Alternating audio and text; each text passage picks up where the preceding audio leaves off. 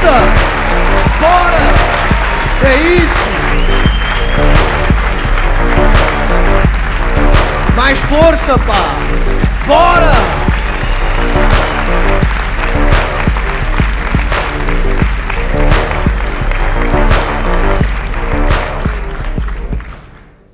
Bem, pessoal, falou-se muito do Covid, não é? Só notícias do Covid, só cenas da guerra, agora só notícias da guerra. E nós não sabemos qual é o impacto que estas notícias podem ter nas crianças. Mas isto está a ter algum impacto.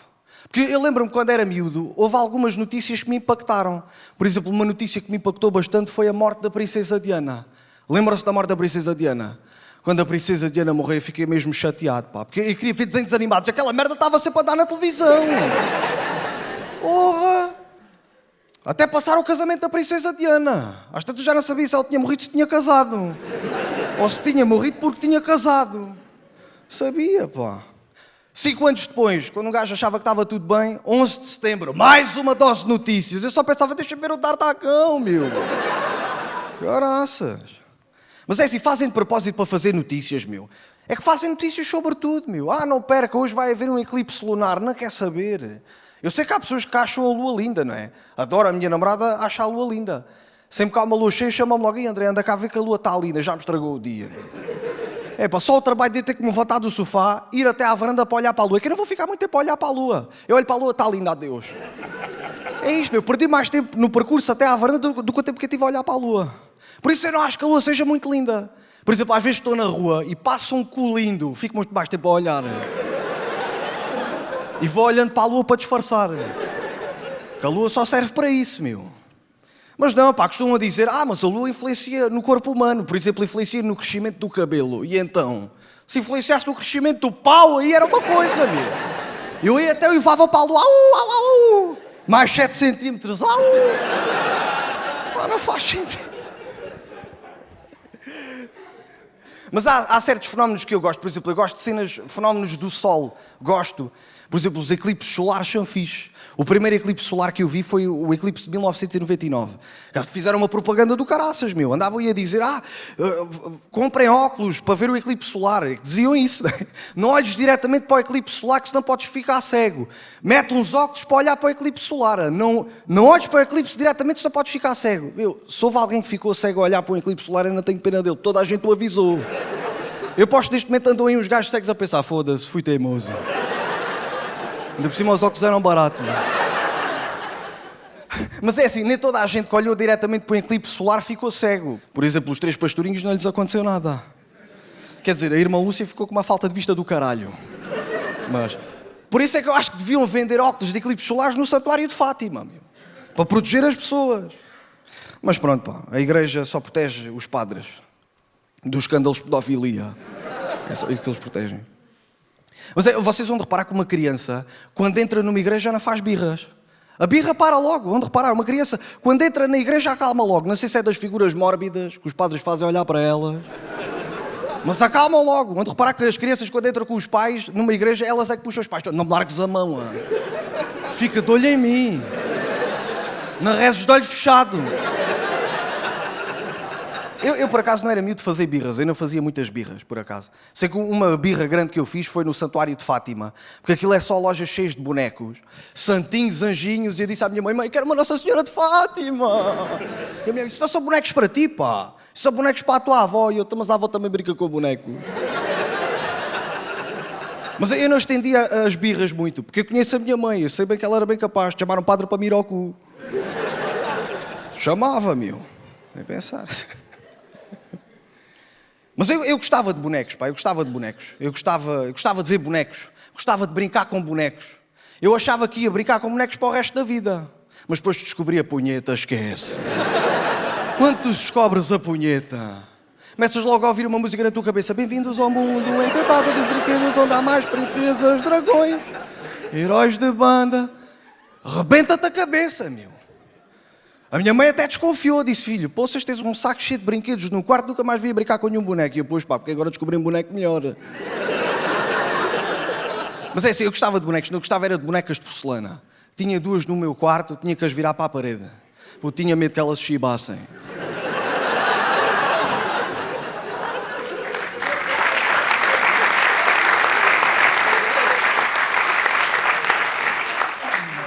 Mas há merdas que marcam a nossa infância, pá. Há merdas que marcam a nossa infância. Por exemplo, eu tive um colega de turma, isto na primária, que era o Jorge. E o Jorge marcou-me bastante, porque ele tinha a puta de umas orelhas, meu. Que orelhão que o gajo tinha. Só para vocês verem, o gajo tinha as orelhas tão grandes que às vezes os meus colegas de turma faziam a asneira e o professor culpava ele só para lhe puxar aquela merda. O gajo agarrava-lhe na orelha e dizia: Jorge, porquê que rebentaste o pacote de leite à porta da escola? Não tem mais hoje, nem sequer vi à escola, nem interessa. O gajo mandava-lhe chapadas na orelha, a orelha ficava a abanar. O gajo tinha as orelhas tão grandes que às vezes nós tínhamos provas de matemática, escrevíamos-lhe atrás das orelhas as tabuadas e metíamos atrás dele. Só que tinha que ser com a caneta permanente, porque senão a pessoa chegava lá, borrava aquela merda toda.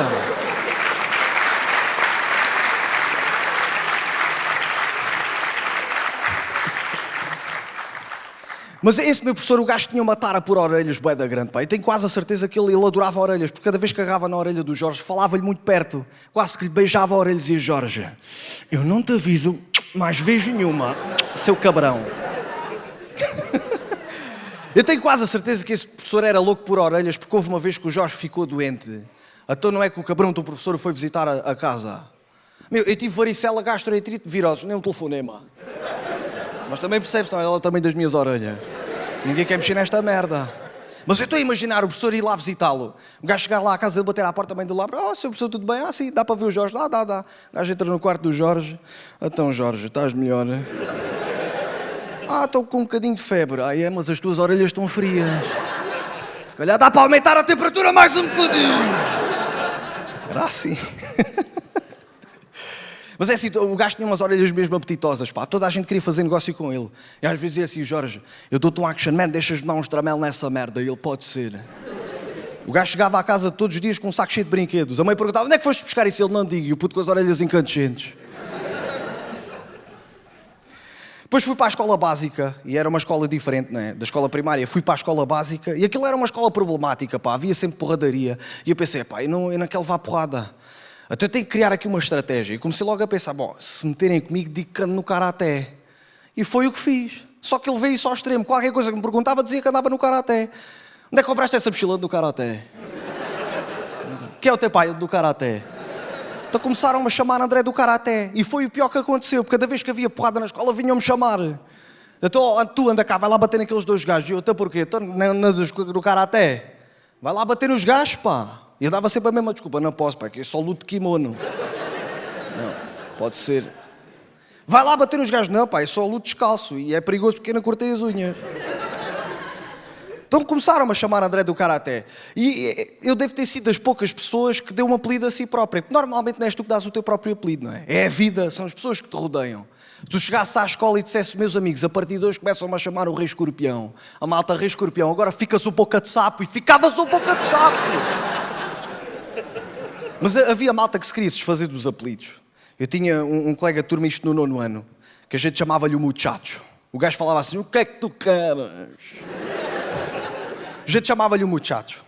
Estávamos no último dia de aulas do 9º ano, é assim, depois acabava aquele dia, não é? E só entrávamos noutro ano letivo, em setembro, noutra escola, no 10º ano. Então o gajo, no último dia de aulas do 9º ano, pede à professora para ir falar ao quadro. Então o gajo pede à professora, vai ao quadro, olha para nós e diz: meus amigos, é assim.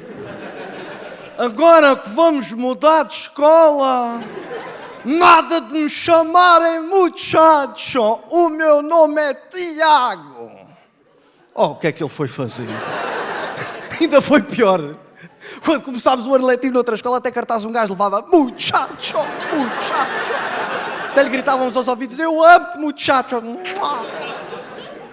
Depois esse rapaz foi para os bombeiros. Ele foi para os bombeiros. Eu acho que ele foi para os bombeiros de propósito, para não lhe chamarem mais muchacho, não é? Porque os bombeiros têm que usar aqui uma etiqueta com o nome. Não, o meu nome é Tiago, pá, não me chamas mais muchacho.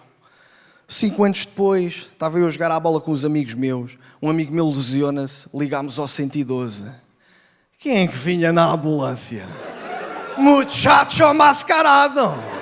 Assim que o gajo abre as portas da ambulância, estava assim, nós olhamos para ele: olha o muchacho, perdeu logo a postura e já me foderam. Tem o gajo que se lesionou e ia na maca a dizer: anda muchacho. Mas há apelidos que fazem sentido, malta. Há apelidos que fazem sentido. Por exemplo, eu tive um contínuo na minha escola que a gente chamava-lhe o cabeça de picha. O gajo tinha mesmo cabeça de picha, meu. E toda a gente chamava aquilo, ele metia um processo disciplinar a toda a gente que lhe chamava aquilo. Felizmente a escola nunca avançou com os processos para a frente, senão tinha que expulsar os alunos todos. Chegava ao ponto, imagina, ias no corredor da escola e alguém perguntava, olha, qual é o continho que está lá em cima? É o Sr. Carvalho. Qual é esse? Aquele tem cabeça de caralho, já sei quem é. Já sei quem é. Às vezes vejo aí na rua, olha, lá vai o cabeça de picha. Eu acho que o gajo já mudou de nome, malta. Ele já mudou de nome. O gajo já foi ao registro civil, olha, queria mudar de nome, se deixa-me adivinhar, você antes chamava-se cabeça de picha. O gajo até chegou a mudar de escola para lhe pararem de chamar cabeça de picha. Nos primeiros 3 dias ninguém lhe disse nada, porque estava frio, o gajo usava gorro. Quando tirou o gorro, olha a cabecinha. Mas é assim, eu acho que o gajo ficou cabeça de picha porque ele se picava com aquilo. Eu dizia-lhe às vezes, cabeça de picha, ele, cabeça de picha, vai lá, se não vou e dou-te uma cabeçada. E dizia, se me des uma cabeçada vou fazer queixa-te à PSP porque isso é abuso infantil, dás-me com a picha na testa. Não.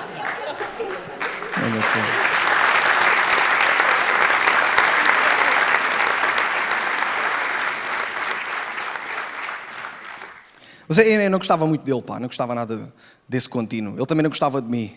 Mas eu na minha adolescência também não gostava nada de pássaros, pá. Eu odiava pássaros. Porque na casa onde eu vivia anteriormente havia um ninho de pardais no telhado que sempre que esses pardais tinham crias, pá, de vez em quando aparecia uma cria de um pardal, né, caído lá no, quintal, no chão do quintal todo torcido, com a língua de fora, pá, e apanhava com uma pá, metia-o no lixo. No dia a seguir, outro pardalinho caído no chão. E eu, foda-se, não me digas que o ninho está roto.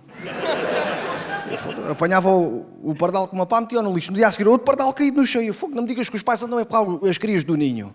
É que depois as crias caíam mesmo à porta de casa. Quando eu abria a porta para ir para a escola, pisava-os logo. Às tantas já não sabia se eles morriam da queda ou se morriam porque eu os pisava. É por isso é que eu acho mesmo que os pássaros são psicopatas, meu. Sabem o que é que há pássaros que têm mania de fazer? Há pássaros que metem ovos noutros ninhos para não terem que chocar os ovos, para não terem cuidado deles. Então vá à sua vida, imagina o que é. Um casal de pardais vai dar uma volta, quando chega ao ninho tem ovos a mais. Foda-se, então. Quantos ovos é que tu meteste? Eu meti 3, estão aqui 6. Conta lá. 1, 2, 3, 4, 5, 6. Mal, conta lá outra vez. 1, 2, 3, 4, 5, 6. Chia, ti agora. Então olha, agora quando eles nascerem, que eles se não forem nossos, empurramos-lo do ninho.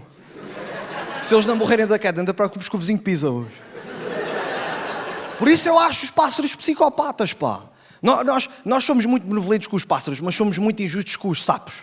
Nós estamos sempre a meter culpa nos sapos. Os gajos mandam bem, olha um sapo. Se um sapo estiver ali ao pé, fica, eu nem sequer falei. É que o barulho do peito nem sequer é parecido ao barulho do sapo. Isso é a mesma merda, manda o peito, olha uma arara, anda aí uma arara, meu. Anda aí uma arara. E os sapos são muito utilizados em livros de bruxaria. Basicamente, para um feitiço funcionar, tens que sacrificar um sapo. Como é que eu sei disto? Tentaram fazer um bruxedo à minha mãe. Há um dia que eu saí de casa para ir para a escola, abro a porta de casa, tinha um sapo espetado no portão. E eu, fogo, não basta já a merda dos pardais e ainda tenho que lidar com a merda do sapo. Chego ao pé do portão, abro o portão e em frente ao portão estava um cagalhão com um baralho de cartas à volta. E eu pensava para mim, eu não consigo desvendar isto. A única coisa que eu consegui desvendar é que o cagalhão não era do sapo, porque o cagalhão era maior que ele. Eu digo-te uma coisa, espero bem que esse bruxedo tenha funcionado, porque o gajo teve trabalho, meu. O gajo teve trabalho, ele teve que espetar o sapo no portão, cagar, meter um baralho de cartas à volta. E sabe o que é mais interessante? É que eu tinha um cão no quintal e o cão nem sequer ladrou.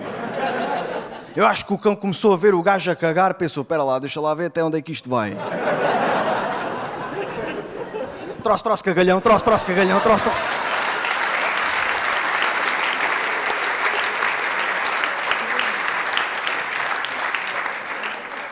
Era agora que ele se devia ter vingado, pá. Mas não o fez. Depois chamei a minha mãe entrou em pânico e disse, temos que chamar a polícia. E eu, mãe, o que é que a polícia vai fazer? Vai recolher um cagalhão. Isto são provas de merda. Tirei o sapo do portão, apanhei os cagalhões com uma pá e meti no lixo, em cima dos pardais. Mas uma coisa que eu gostava na minha adolescência era das visitas de estudo. Eu gostava das visitas de estudo. Mas eu sou contra as visitas de estudo dos putos do infantário, porque eu acho que eles são demasiado novos para criarem lembranças. Porquê que eu digo isto? Porque eu lembro-me, quando estava no infantário, eu sei que fomos fazer uma visita de estudo ao jardim zoológico, mas não me lembro de merda nenhuma mesmo, nem da merda do macaco, nada. Só me lembro de estar encostado a um banco a comer maçãs. Só há bem pouco tempo é que eu voltei ao jardim zoológico. Fui ao jardim zoológico com a minha namorada. E mais uma vez estava lá uma excursão de putos do infantário. Passámos ao pé dos putos, era um cheiro a fralda cagada, meu. Fogo. E não fomos só nós que sentimos. Nós passámos na zona dos répteis, os cagas, quando viram os miúdos, meteram logo a cabeça dentro da carapaça. Era um cheiro a merda, meu. O cheiro a merda era tão grande que os putos andavam assim. Por causa das moscas. Toda a gente sentia o cheiro a merda, menos os educadores. Os educadores andavam, olha lá esta girafa tão gira. Olha lá esta cobra tão linda. Essa cobra era linda, mas era à volta do teu pescoço, seu grande otário. Como é que tu não sentes o cheiro? É que era evidente, meu. Tu olhavas para as calças dos moços e vias logo que eles tinham fralda cheia. Parecia que levavam lancheira dentro das calças. Eu acho que os pais, quando foram buscar os miúdos ao autocarro, até tiveram dificuldade em pegá-los ao colo. O que é que te aconteceu? Engoliste um guaxini. Havia lá um puto que o puto já estava a cagar, literalmente. O puto já tinha um obsesso no cu. Já estava tipo tranquilo a comer maçãs. Depois o puto sentou-se no passeio, aí afastei-me logo, com medo que a fralda explodisse. E foi aí que eu percebi porque é que eu não tenho lembranças do jardim zoológico. Porque provavelmente andei o dia todo cagado, só queria esquecer daquilo.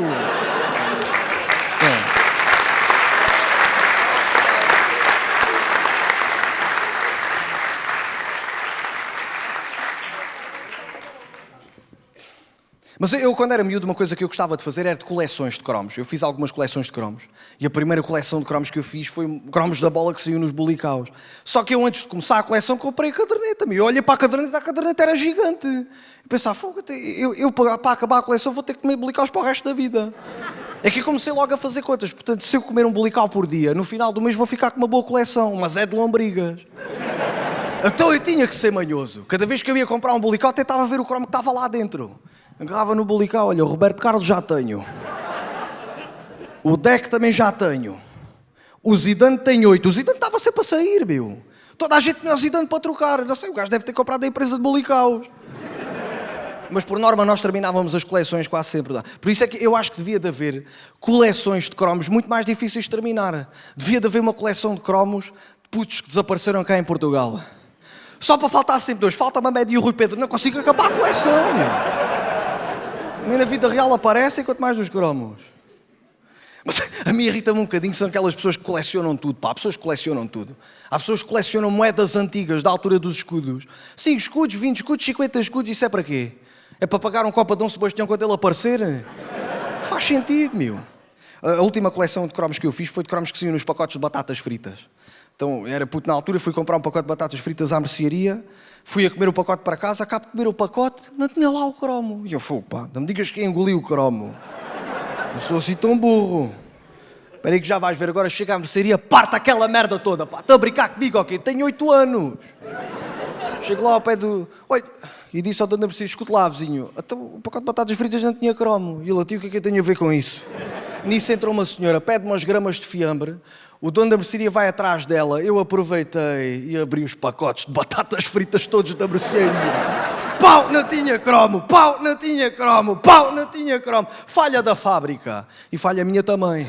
Porque a minha mãe, quando ficou a saber, levei uma sova, meu. Que até soluçava. Eu não tinha cromo, sabe quando vocês ladram? Au, au, au. Aquela chapada seca nas costas. Até... Eu, se tivesse engolido o cromo, tinha o cuspido na hora. Mas uma vez fiquei uma data de tempo de sair a essa mercearia, porque o dono da mercearia enganou-se no troco, deu-me 70 cêntimos a mais. Isso aí uma sorte grande. Fui logo a outra mercearia comprar o de bolical. Não me valeu de nada porque comecei o Zidane novamente, mas pronto. Mas é verdade, eu fiquei lá para tempo sem lá ir. Cada vez que passava lá ao pé nem olhava lá para dentro, era sempre em frente. Ainda hoje faço isso, pá, vocês acreditam? Ainda hoje faço essa merda. Se eu for a um estabelecimento pagar alguma coisa e me derem troco a mais, saio logo lá o mais rapidamente possível. Agora, se me derem troco a menos, aí faço uns cabeches. Diga, então vocês não têm vergonha, pá? Dou-vos 2 euros, só me dão 1,20 € para cá o livro de reclamações. É verdade. Ou se não me cobrarem as coisas. Já aconteceu num restaurante. Eu estava com a minha namorada, fui pagar, os gajos não nos cobraram a sobremesa e disse logo, amor, vamos embora, vou dizer porque não cobraram a baba de cabelo, bora, bora, bora! Mas é assim, eu dou valor às pessoas que voltam para trás. Às vezes acontece, já vi pessoas a receberem troco a mais e voltam para trás. E dizem, olha, desculpe, deu-me 10 euros a mais. Eu, está calada, meu. O que é que eu não fazia com 10 euros a mais? Com 10 euros a mais comprava um pack de bolical. Eu digo-te uma coisa, sempre que se engana no troco, faço-me sempre maluco. Sempre. Mas é assim, eu convivo com a maluquice desde muito cedo, pá. Porque eu tinha duas colegas de turma no 5º ano que elas eram meio malucas. Elas não eram malucas o suficiente para estar numa turma de malucos. Então estavam na minha turma e faziam testes com consulta. Pá, e há uma vez que eu tinha testes, não estudei, tive que me fazer de maluco.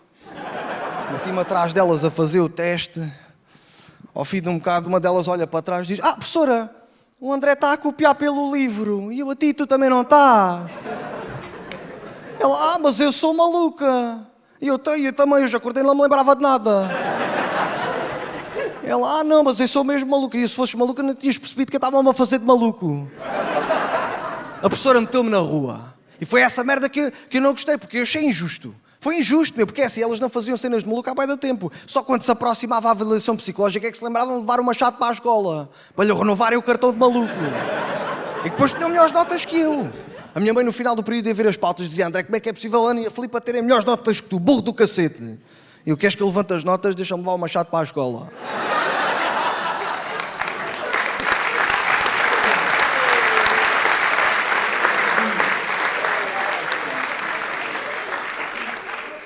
Há pouco tempo encontrei uma delas no Continente. Tipo, assim que a vi, desolhei logo para ver se ela não me via. Só que ela viu-me e foi atrás de mim.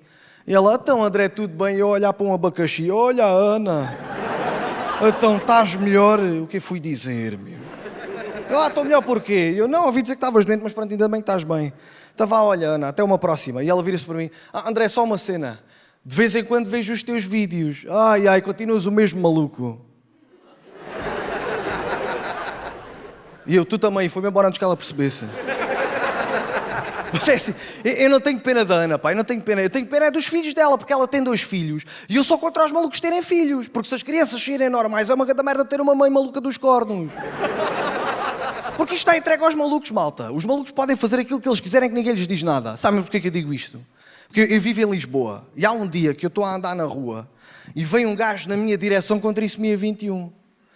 Então o gajo chega só ao pé de mim, estica-me a mão esquerda. E eu penso: agora vou ter que lhe esticar a mão também, senão as pessoas vão achar que eu sou preconceituoso. Então estica-lhe a mão, o gajo agarra-me na mão com a mão esquerda e com a outra mão espeta-me um cachaço, meu. Trás! Sabem aquela merda que costumam dizer que os malucos têm bem da força? E têm mesmo. O barulho do cachaço parecia um carro a bater num poste. Trás! O gajo arranca a fugir e eu instintivamente arranquei a fugir atrás dele. E enquanto eu estava a fugir atrás dele, eu pensei: "Epá, agora chego-me ao pé dele, dou-lhe um pontapé nos pés." O gajo bate com a cara no chão, fica já desfigurado. Só que eu não estava a conseguir acompanhar o gajo, meu. O gajo devia treinar nos Paralímpicos. Ainda pensei em gritar em alto: "Ah, agarrem!" Não, mas quem é que se vai meter em frente a um mongoloide? Aquilo parece um boi. Desisti, porque quem via de fora pensava: "Olha lá um atrasado. Atrás de outro atrasado. Coitadinho do rapaz, coitadinho é de mim que fiquei com o cachaço a arder." Então, malta, sabem uma coisa que eu nunca vi? Um preto com trissomia 21. Nunca vi, meu. Não há pretos com trissomia 21. A trissomia 21 é uma cena de brancos. O Kizomba é uma cena de pretos, a trissomia 21 é uma cena de brancos.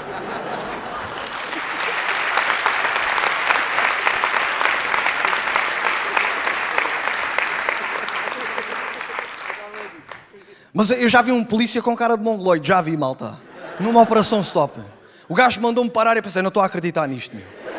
O gajo manda-me parar: "Os seus documentos, por favor." E eu também precisava de ver os seus. Porque giro que o gajo é mongoloide e dou-lhe os documentos, o gajo engole-os. Não pode. Então fiquei só assim a olhar para o volante. E ele: "Olha, o senhor não está a ouvir, o senhor é mongoloide." E eu: você é que tem cara disso." Mas é assim, eu não me importava que houvesse polícias mongoloides, meu. Devia de haver uma equipa de polícias de intervenção com a trissomia 21. Logo viu-se, a malta napeava aí fininho. O pessoal saía dos estádios tipo cordeirinhos. Os gajos lá com o carro.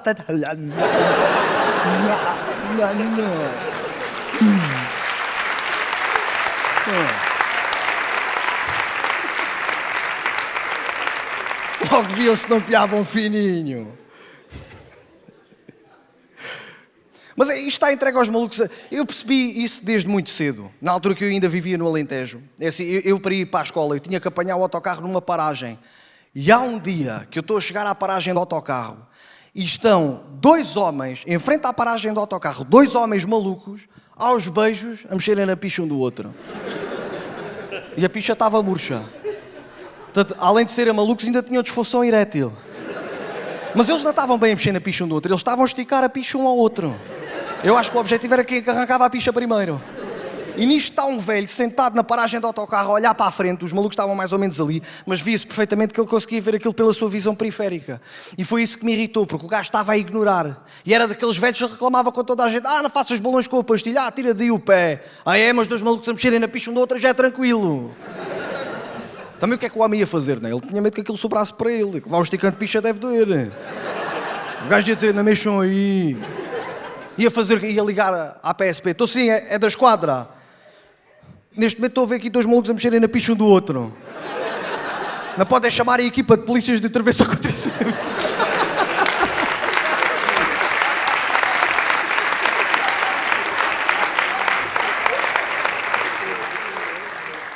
Mas é assim, eu não sou a favor de um gajo repreender malucos, porque os malucos não mudam. Mas eu sou a favor de um gajo repreender pessoas normais, para nós não virarmos malucos. Porquê que eu digo isto? Porque antes da pandemia, eu e a minha namorada fomos ao cinema. E nós sentámos-nos nos bancos. E ao meu lado estava um puto a puxar o vómito. O gajo metia este dedo, meu. O filme não tinha começado, já estava com vontade de vomitar.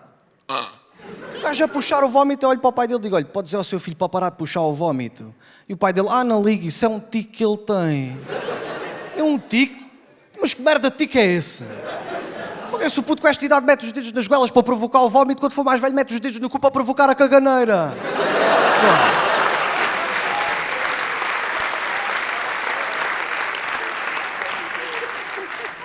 Quando eu disse isto à minha namorada, eu disse: Irina, não tens noção, está aqui um puto ao meu lado a puxar o vómito.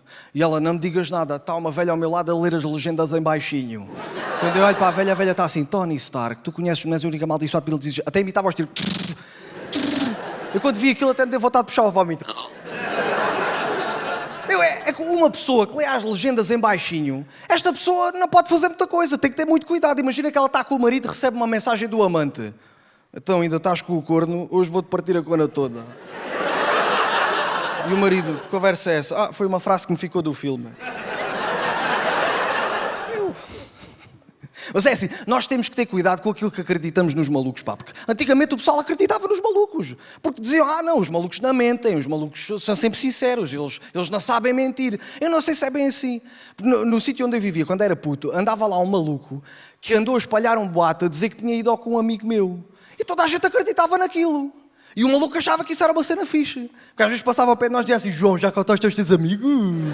E eu te fui às nalgas atrás do campo da bola? E o João: isso é mentira, cravei-te todo. Eu não sei se isso é verdade ou não sei, mas se isto é verdade, como é que isto aconteceu? O João ia de bicicleta e o gajo: João, anda cá, João. Olha, tive aqui uma ideia. Disse-te for às nalgas atrás do campo da bola. E o João: pode ser. Tranquilo. Eu acho que é mentira, pá. Porque os malucos a fuder também parecem bois, não é? O gajo ficava paraplégico, não é? Ele não ficou. Mas há malucos em todo lado, malta. Há malucos em todo lado. Eu tive 7 anos na tropa e até na tropa havia malucos. Havia lá um gajo que tomava banho de pichateza. Tranquilo.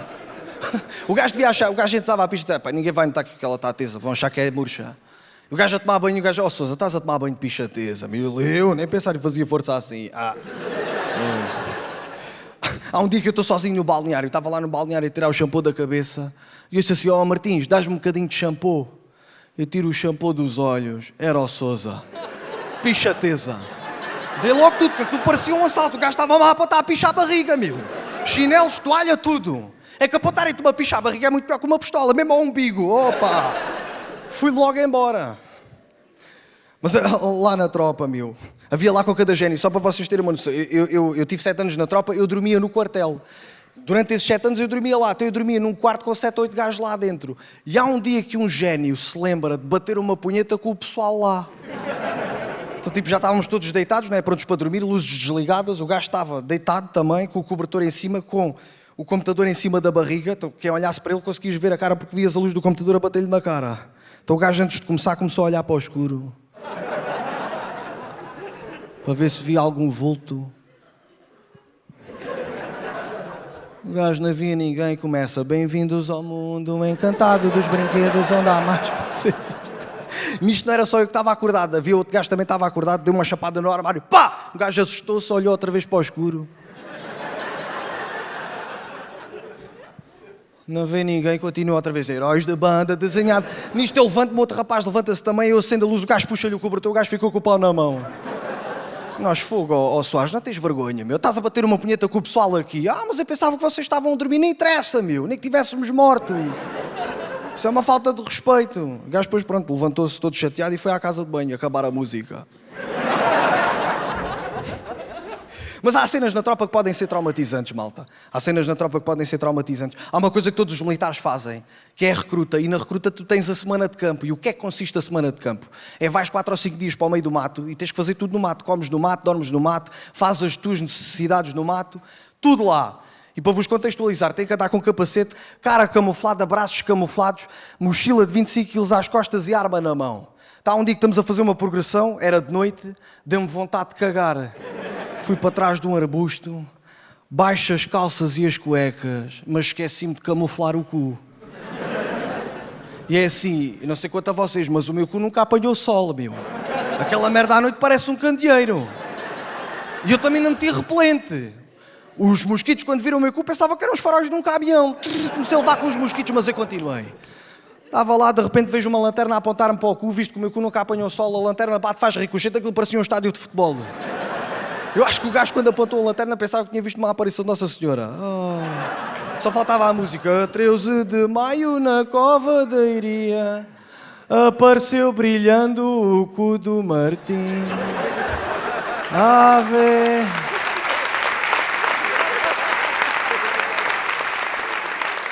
E eu comecei a ver o gajo a aproximar-se. Como é que eu sei disto? Porque a sombra dos meus colhões começou a diminuir.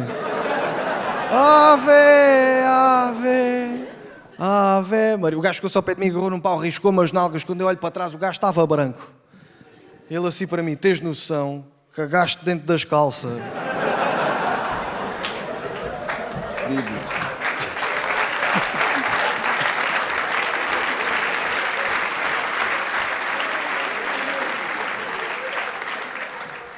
Mas isso não me traumatizou, malta, não me traumatizou. Eu já vivi coisas piores. Na altura que eu estava a estudar na faculdade, há um dia que eu vou à casa de banho, aquilo tinha várias casas de banho. Eu abro a primeira porta, tudo cagado. Eu abro a segunda porta, não tinha papel higiênico. Eu abro a terceira porta, estava um gordo a cagar lá dentro. A porta é encostada, meu. E o gajo só reagiu quando eu abri a porta toda. Eu abro a porta toda e ele, estou aqui. E eu, estás aí a trancar a porta, meu. Eu não estou a jogar à apanhada contigo. Não vou dizer 1, 2, 3, gordo. Tranca-me a porta. O gajo trancou a porta todo chateado e foi aí que eu pensei, agora é que eu vou meter o André do Karaté em prática. Pá, é agora. Mas não valeu a pena, pá. O gajo ficou bem a tempo a limpar o cu. O papel higiênico deu-lhe uma sova. Que a pena. Mas é verdade, malta, tive 7 anos na tropa e eu fui para a tropa, fui como voluntário, né? Porque a tropa hoje em dia não é obrigatória. E ainda bem que não, pá, porque eu acho que alguns jovens de hoje em dia, se estivesse aqui para a tropa, não aguentavam, meu. Assim que recebiam convocatória, faziam-se logo deficientes. Mãe, eu não quero ir para a tropa, mãe, eu sou deficiente. Porque antigamente o pessoal que não queria ir para a tropa fazia deficiente, é verdade, meu. Hoje em dia não dá para fazer isso, não é? Se fizeres deficiente, o gajo vai logo ver ao Instagram. Fazes de costo, deixa lá ver se o gajo é coxo. É, coxo o caralho, o gajo aqui a fazer truques com o skate. Então, vais à tropa com certeza. Mas antigamente a malta fazia, para não passar na tropa, não é? Para não passar na inspeção, faziam-se de deficientes. O problema é que atrás alguém conhecido. Imagina um gajo a fazer cara de deficiente. Aparece outro, ei, Nelson, o que é que te aconteceu? Estás bem desfigurado. E eu, está calado. Estou só a fazer cara de deficiente para não me chamarem. Está bem. Até vá, até logo.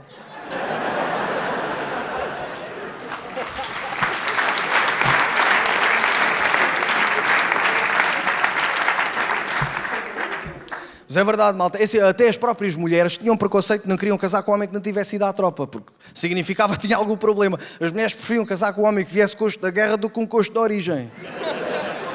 Mas quem sofria bastante na tropa eram os homossexuais, pá. Antigamente, os homossexuais sofriam bastante, porque havia preconceito. O pessoal dizia, os homossexuais são fraquinhos, choram, não aguentam quase nada. E eu não sei se é bem assim, malta. Porque eu tive um camarada meu na recruta, que o gajo era homossexual, e o gajo aguentava-se à bomboca, meu.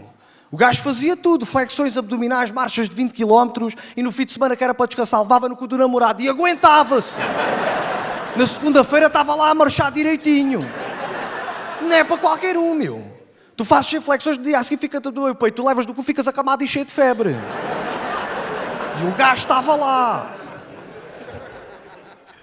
Mas antigamente a malta era um bocado preconceituosa. Eu lembro-me, estava para ir no 6º ou no 7º ano, e um amigo meu apareceu com um relógio novo.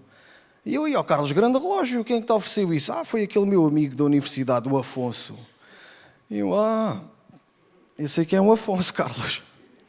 Se o Afonso te oferecer um relógio, em princípio vai-te querer comer o cu. O gajo tirou logo o relógio. Tirou o relógio e o telemóvel do bolso. E estás a tirar o telemóvel porquê? Tu gajo também me ofereceu o telemóvel. Se ele me quer comer o cu com o relógio, imagina com o telemóvel. No dia a seguir chegou atrasado à escola, não tinha relógio nem telemóvel. Mas tinha cu. Ao menos isso, não é? Mas há qualquer teoria da homossexualidade. Há uma teoria que diz que todos nós temos uma percentagem de homossexual. Como é que isso acontece? Então um gajo só tem 30% de homossexualidade, só segura nos colhões. Não, pá, na picha não toco. Na picha é só de 50% de homossexualidade para cima. A minha percentagem só dá para isto. Não faz sentido nenhum, malta. Isto não faz sentido nenhum. A orientação sexual um gajo não escolhe. Um gajo já nasce assim. A orientação sexual um gajo não escolhe. É tipo a família. Tu também não escolhes a família. Mas quem me dera poder escolher a família, meu. É assim, eu não desgosto da minha família, mas se pudesse mandava embora só metade. Rescindia contrato com eles, tipo jogadores de futebol. Avó, você ensina aqui para deixar de ser minha avó. Avô, você também, tio, tu também, que eu arranjo os melhores. Sabem porquê que eu digo isto? Porque há aquela ideia pré-concebida que as avós são muito fofas para os netos. Dizem assim, vem aqui à casa da avó, comer a comidinha da avó, bricinhos da avó, beijinhos da avó. Portanto, existem essas avós e depois existe a minha. A minha, se eu for visitar antes de a cumprimentar, já me está a mandar embora. Então vá, filha, parece que há mais vezes. Verdade, malta. Eu vivi 1 ano e meio com os meus avós e se eu me levantasse ao meio da noite para ir comer qualquer coisa ao frigorífico, bastava eu aproximar-me do frigorífico. A minha avó tinha um chip ligado à porta do frigorífico. Bastava eu descolar a borracha da porta do frigorífico. Já ela estava aqui. O que é que estás a fazer? E eu, epá. Vi comer um iogurte. Não, aqui iogurtes para ti. Fechava-me o frigorífico. A minha avó controlava a comida. A minha avó, se pudesse, enfiava-se dentro do frigorífico e metia-se lá atrás do pacote de manteiga. Para ver se alguém abria o frigorífico. O que é que fez aqui cheirar? Não, aqui nada para ti. Fecha isso. É verdade, malta. A minha avó controlava os iogurtes. Ela às vezes ia ao frigorífico, abria o frigorífico e dizia, André, estavam aqui 2 iogurtes, quem é que os mamou? E eu, avó, um deles você comeu há bocado, o outro está a comê-lo agora. Não admitia. Era mesmo gulosa, era com pêssegos paraguaios. Ela adorava pêssegos paraguaios. Quando descobriu, cada vez que eu ia lá visitar, ela dizia, André, já provaste que pêssegos paraguaios são muito bons, a próxima vez que vieres cá, traz-me um saquinho deles. E eu, não, nunca provei, há aí algum para eu provar. Não, que o teu avô já os comeu. Chegava ao pé do meu avô, já não há pêssegos paraguaios. Eu, pêssegos paraguaios, o que é isso? A tara que a minha avó tem por cães a acasalar. Se ela apanhasse 2 cães a acasalar à porta dela, ela tinha um cabo da vassoura só para essa merda. Ela agarrava no cabo da vassoura. Filhos de um cabrão, vou foder para o outro lado. Com tanto sítio para fazer sexo, vem fazer sexo para a minha porta. Como se os cães fizessem de propósito, não é? Como se os cães combinassem. Dissessem um ao outro, queres ir dar uma queca à porta da velha que ela passa-se da cabeça. Quer dizer, os seres humanos fazem sexo em público para sentir adrenalina. Os cães vão para a porta da minha avó. Cuidado com a minha velha, cuidado com a minha velha, cuidado com a minha velha.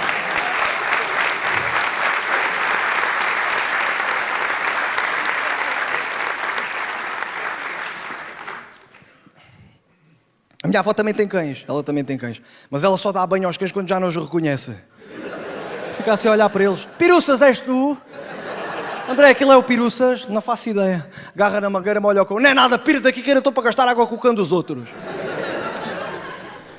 Então, e a fixação que a minha avó tem pelo luto? Está sempre a querer. Está-me sempre a perguntar, André, quando eu morrer vais fazer o luto, não vais? E eu vou, avó, mas de quantos dias? Sei lá de quantos dias, logo se vê. Porque ela reclama com isso, ela quer que toda a gente faça o luto por ela. E porque ela reclama muito, imagina, se ela for à porta de casa e vir uma amiga dela que já não está a fazer o luto, chama-lhe tudo. Aquela ali, o marido dela morreu há 20 anos, já anda vestida de vermelho. Putona! Mas a minha avó agora está um bocadinho debilitada. E é normal, é normal as velhas de hoje em dia doer-lhes o corpo, porque antigamente as mulheres não faziam exercício físico. Não havia esse culto do exercício físico. O exercício físico ajuda a manter um corpo saudável. A minha avó nunca fez, A minha avó nunca deu um sprint na vida. A minha avó não sabe o que é um sprint. Eu sei, a avó deu um sprint, ela sprint, merda é essa de sprint. O corpo da minha avó não está preparado para dar um sprint. Se ela dá um sprint, desmonta a anca.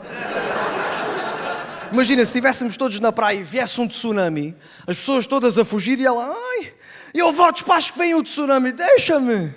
Avó, despacho, você vai morrer. Se você morrer, não te esqueças de fazer o luto. Avó, despacho que eu tenho aqui pêssegos paraguaios. Já devias ter dito mais cedo.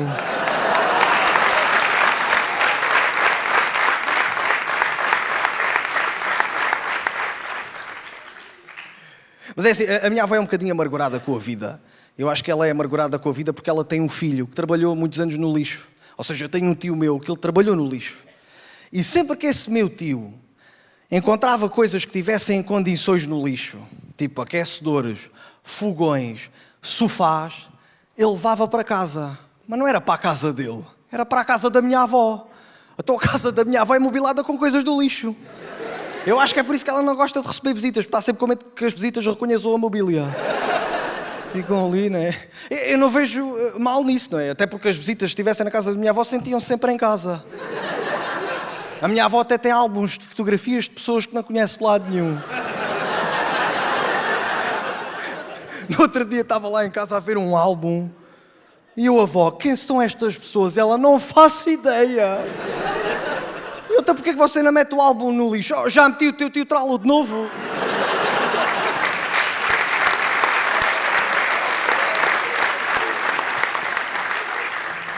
A minha avó até proibiu esse meu tio de ir despejar o lixo, porque o gajo é louco, meu. Ele vai ao lixo, deixa lá o saco de lixo, traz 4 cadeiras e o bibelô. Mas eu, quando era miúdo, eu gostava de ir para a casa dos meus avós, porque os meus avós têm uma casa ampla. E houve um dia que eu fiquei sozinho na casa dos meus avós, com o meu avô, estava lá só com ele, e eu andava lá no terraço a explorar. E reparei que numa das paredes estava lá um tijolo partido com um enxame de abelhas lá dentro.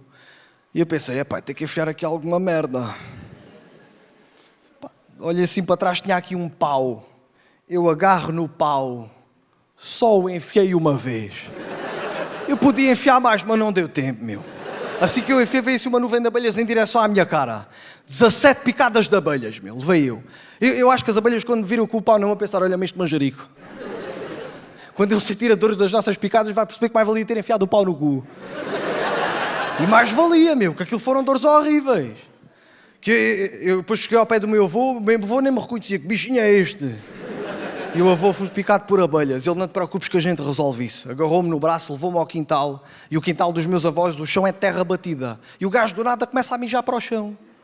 Começa a mijar e eu pensava, isto deve ser só de passagem, né? A seguir ele vai tirar uma planta milagrosa ou vai-me comprar uma pomada à farmácia. Não, meus amigos.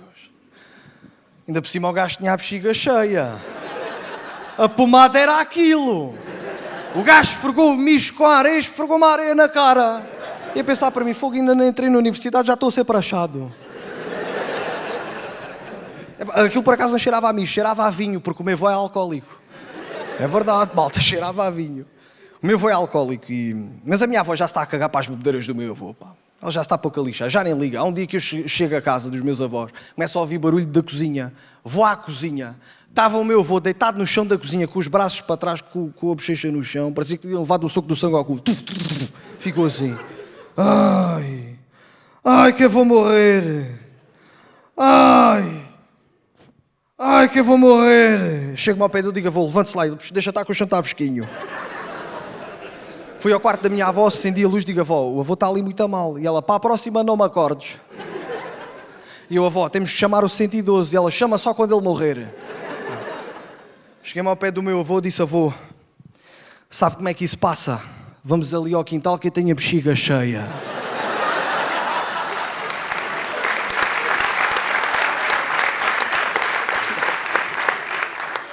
Mas é verdade, malta, o meu avô é alcoólico. É assim, o meu avô é mais velho que a minha avó. E todos nós da nossa família achamos que o meu avô vai morrer primeiro, por causa disso. Mas eu preferia que fosse a minha avó morrer primeiro, pá. Porque a minha avó tem um choro tão irritante. Cada vez que morre lá alguém, meu, parece uma sirene dos bombeiros. Não dá, meu, não dá. A minha avó tem um choro tão irritante que ela nem foi ao funeral do irmão, porque se ela fosse, ninguém ia. Se ela fosse ao funeral do irmão e começasse a chorar, o irmão acordava e fechava o caixão. Cala-te com essa merda, pá! Fogo! Mas é assim, os meus avós não são muito religiosos, mas eles, pelo sim, pelo não, vão todos os anos a Fátima. E eu já fui com eles algumas vezes. E há lá uma cena no Santuário de Fátima, que existe lá uma casinha, onde vendem velas. Só que não está lá ninguém a controlar. As velas estão lá e está lá os preços afixados. Então o que é que o meu avô faz? Tira a vela maior, que custa 10 euros, e mete lá 10 cêntimos. E uma vez disse, avô, desculpa lá, mas essa vela custa 10 euros. E eu, está calado que eu tenho falta de vista. Mas Deus não tem, meu. Deus viu aquela merda. Eu acho que um dia que o meu avô morrer, o gajo vai ser barrado no paraíso. O gajo vai lá entrar a capinha, o gajo... mas estás aqui a fazer o quê, meu? Tu achas que o consumo mínimo aqui são 10 cêntimos? Se nem dá para um shot, vai para o inferno, meu. Estás a brincar?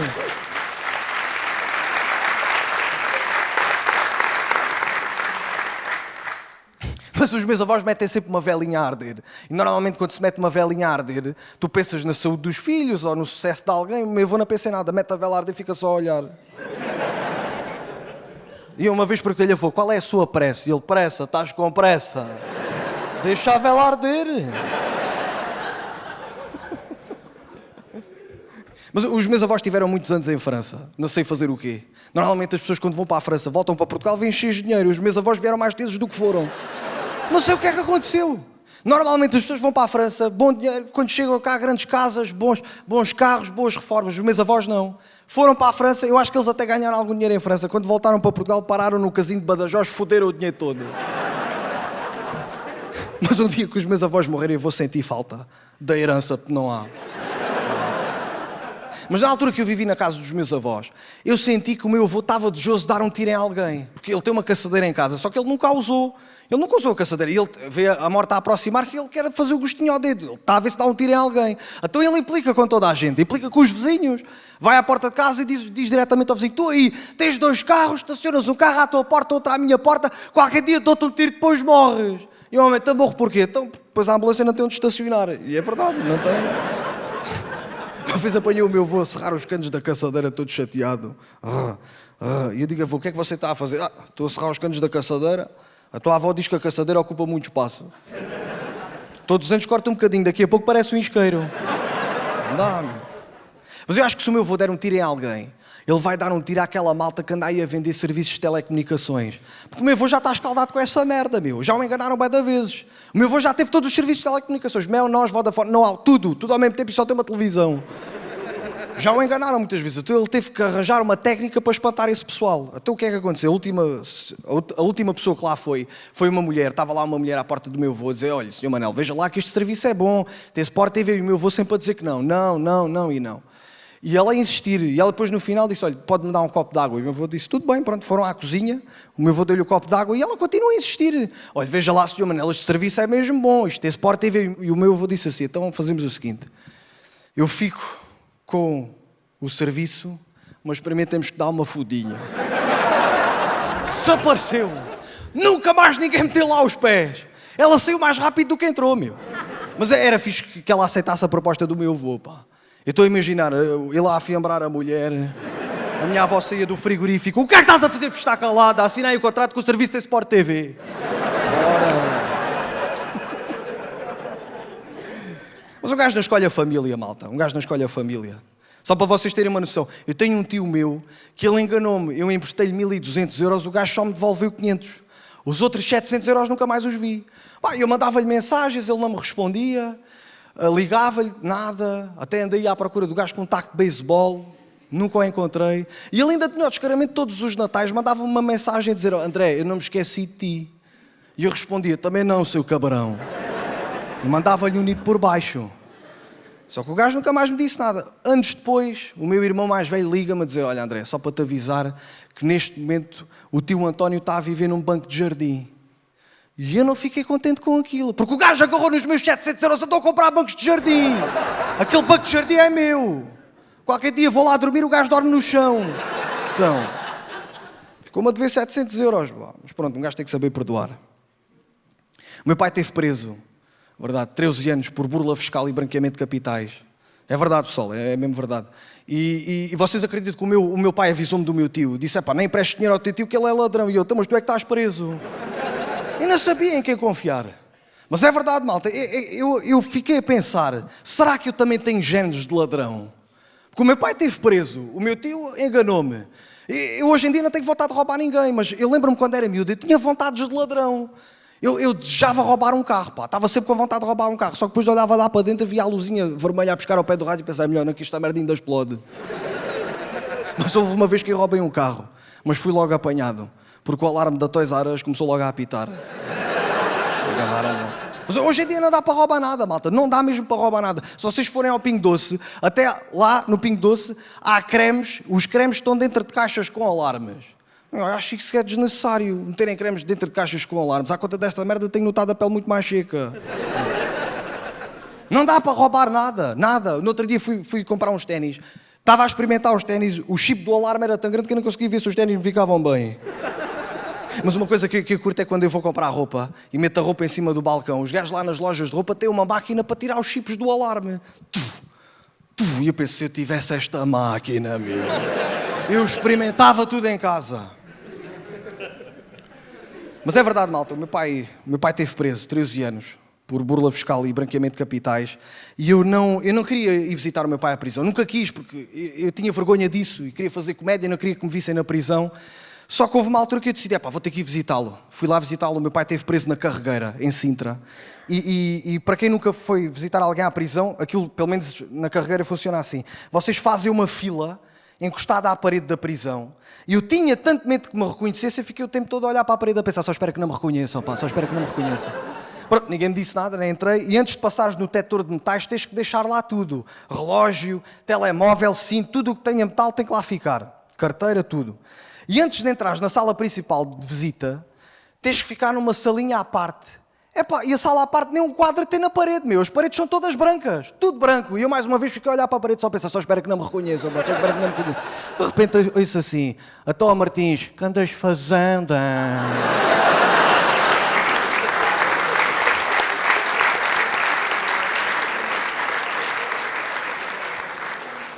E eu, se calhar, estou a ouvir vozes. E eu só outra vez, que andas fazendo? E eu olho para trás e era uma camarada minha que esteve comigo na recruta. E eu, então Pereira, tudo bem? E ela, então, quem é que vieste cá visitar? E eu, olha, vim visitar um primo meu. Afastado. Yeah. Obviamente que ela percebeu logo que era mentira. Ninguém vai à prisão visitar um primo. E eu, tu vieste visitar quem? Vim visitar um tio meu. Tivemos ali a falar um bocadinho, abriram a sala de visitas principal, eu entrei, não é? O meu pai viu-me entrar com ela dirigiu-se ao tio dela, eu dirigi-me ao meu primo afastado. Eu já não vi ao meu pai há bem da tempo, eu tive que lhe pedir o cartão de cidadão, porque imagina que não, o meu pai é um pedófilo, não ia dar 2 beijinhos no pedófilo, não, então. Vi que era o meu pai, sentei-me, e o meu pai assim para mim, tu disseste à rapariga que tinhas vindo visitar o teu pai? Eu, claro, então. Ia dizer o quê? Tinha vindo visitar um primo afastado. Eu não sou desses. E eu perguntei ao meu pai, tia, que ele é o tio dela, e o meu pai, não, é o marido, e eu, puta, enganou-me. Sentei-me, estive ali a falar um bocadinho com o meu pai e eu percebi que o meu pai não teve noção do tempo que passou, porque o gajo começou a fazer brincadeiras como se eu fosse uma criança, tipo, de repente rouba-me o nariz. Sabe essa brincadeira de roubarem o nariz aos putos? O gajo rouba-me o nariz, meu, e eu pensava, fogo, o gajo está preso e ainda continua a roubar. Caraças, pá. E sabem quem é que lá estava também? Para vos contextualizar, vocês quando vão visitar alguém à prisão, vocês não ficam sozinhos com o vosso familiar. Há lá outros presos. E sabem quem é que lá estava? O violador de telheiras. Com a namorada, meu. O violador de telheiras tem namorada. Como é que é possível? Eu até disse ao meu pai, chamei o guarda prisional que o violador de telheiras já está a violar uma gorda. Mas não, era a namorada do gajo. E depois fui pesquisar mais sobre isso. E descobri, sabe o que é que o violador de telheiras dizia à namorada quando ia violar mulheres? Dizia, olha amor, vou ao ginásio. E agora percebo porque que ela nunca desconfiou. Porque é gorda como o caralho, nunca meteu os pés no ginásio. O gajo a violar mulheres e ela a ver o Big Brother a comer Nutella. Pá. Mas depois acabei a visita com o meu pai, saí da prisão, cruzei-me outra vez com a rapariga que esteve comigo na tropa. E ela assim para mim, és muito íntima do teu primo, deste-lhe 2 beijinhos na cara. E eu, tu que deste um linguado no teu tio. Está calada.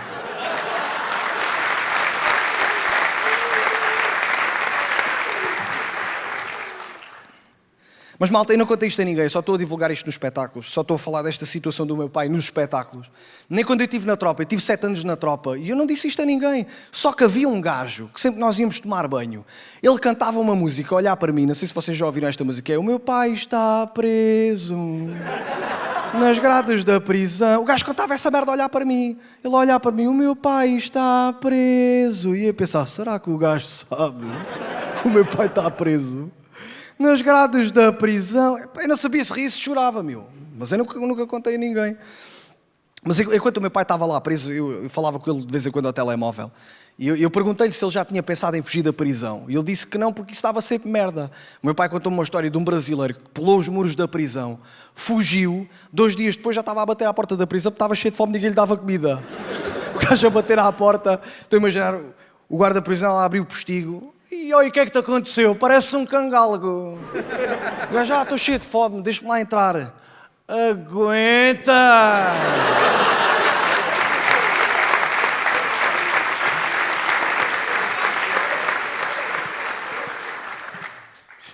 Uma vez fui buscar o meu pai a uma precária. Para quem não sabe o que é uma precária, é quando os presos têm uns dias para ir ver a família. 2 ou 3 dias para ir ver a família.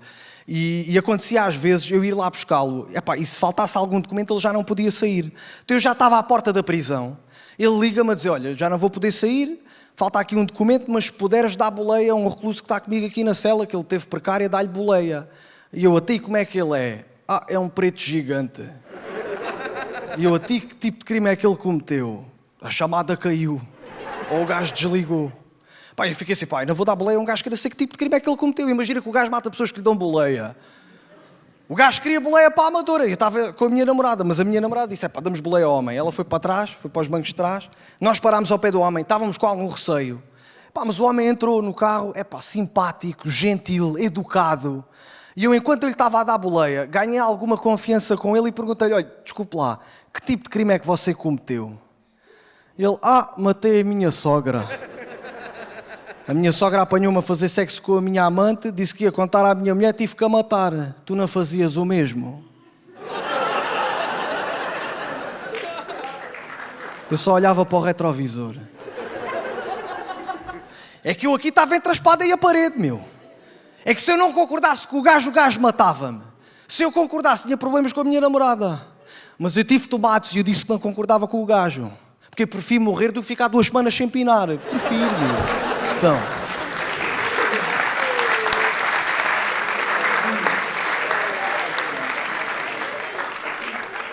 A primeira vez que eu fui buscar o meu pai a uma precária, ele ficou 7 ou 8 anos preso seguidos.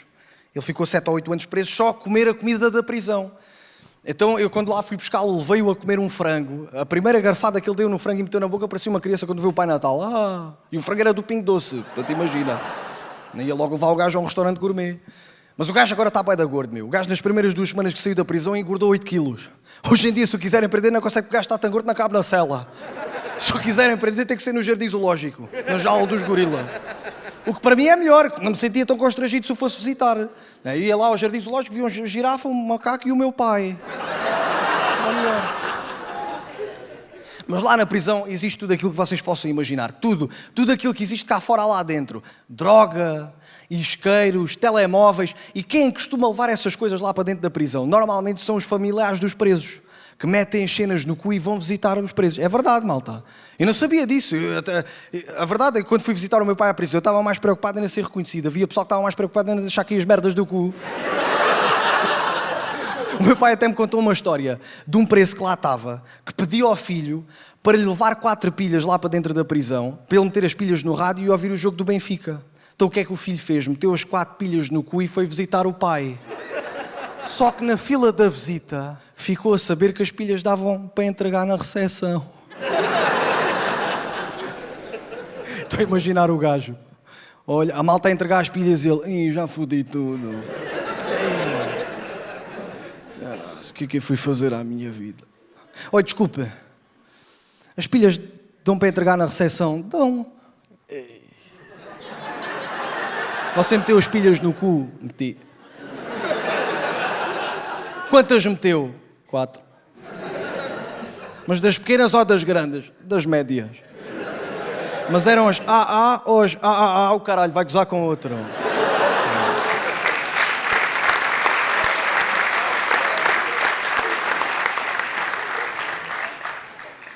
Mas as pilhas eram para meter onde? Eram para meter no rádio do meu pai. Tipo, porquê que as meteste no cu? Porque gosto. Mas vale o gajo responder isso, meu. Porque gosto. E foi aí que eu percebi que eu não amava assim tanto o meu pai. Porque se o meu pai dissesse, filho, podes meter 4 pilhas no cu para eu ouvir o jogo do Benfica, eu vai-te foder nem que fosse para a Liga dos Campeões.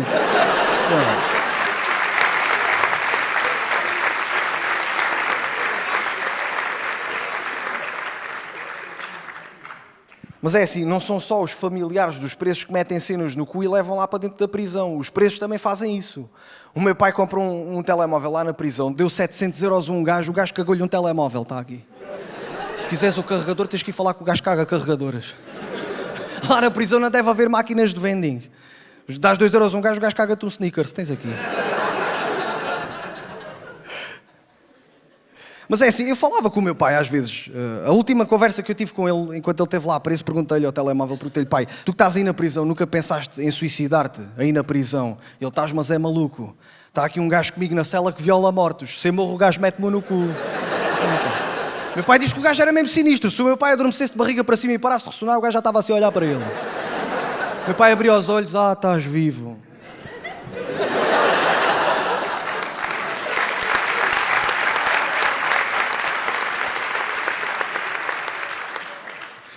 Mas eu às vezes penso, se violasse o cadáver do meu pai, será que eu me vingava? É que eu penso na minha vingança, tipo um filme do Rambo. Eu ia meter uma fita na cabeça, camuflar a cara, katana nas costas, granada nos bolsos, bora. Chegava à porta do gajo que tinha violado o cadáver do meu pai, partia-lhe a porta, pá! Chegava ao pé dele e dizia, escuta lá, foste tu que violaste o cadáver do meu pai? Ah, fui.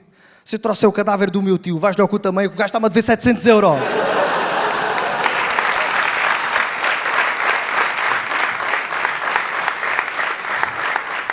E ele, a ti quem és tu? Sou o André, do Karaté. Então e tu? O gajo tirava o gorro, sou o Contino cabeça de picha, disse-te apanhava, cabrão. Pessoal, muito obrigado. Boa noite. Obrigado. Obrigado.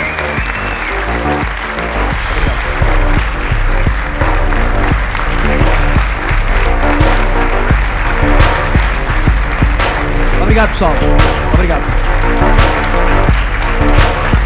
Meu nome é André Martins. Obrigado. Senhor André Martins, tem que nos acompanhar. E quem são vocês? Polícia Judiciária. Então, mas tem que ter mandado de captura. Tem que vir connosco. Então, mas isso não é assim, meu.